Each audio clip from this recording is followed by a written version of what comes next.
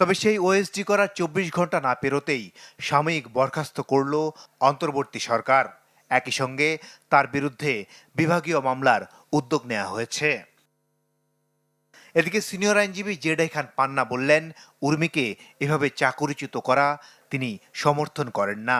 প্রয়োজনে আইনি সহায়তা দিয়ে উর্মির পাশে থাকার ঘোষণাও দেন তিনি।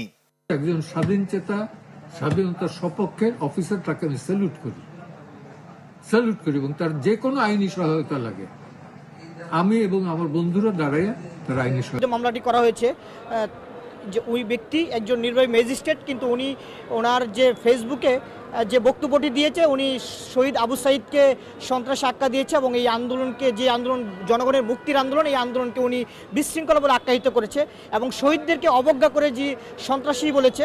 এটা মূলত স্পষ্টত মানহানিকর বক্তব্য এবং এটা আমি একজন আন্দোলনকারী হিসেবে এই আন্দোলনে আমি সক্রিয় ছিলাম এবং এই আন্দোলন করার কারণে র্যাব আমাকে তুলে নিয়ে যায়। 2 দিন গুম ছিলাম এবং 11 দিন আমি জেলে ছিলাম।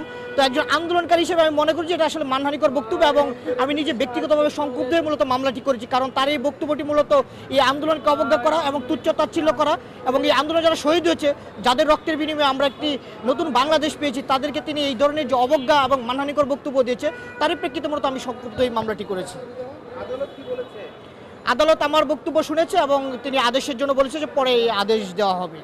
জি, উনি মূলত শহীদদেরকে সন্ত্রাসী বলেছে। এটা তো একেবারে স্পষ্টত যে আসলে এটা এক ধরনের মানহানিকর বক্তব্য, কারণ যারা দেশের জন্য, মানুষের জন্য এবং গণতন্ত্রের জন্য যারা জীবন দিয়েছে, তাদেরকে তাদের এই জীবন উৎসর্গ করার মধ্য দিয়ে তারা দেশের জন্য একটা নতুন একটি দৃষ্টান্ত স্থাপন করেছে, তাদেরকে এইভাবে সন্ত্রাসী আখ্যা দেওয়া তো অবশ্যই মানহানিকর বক্তব্য।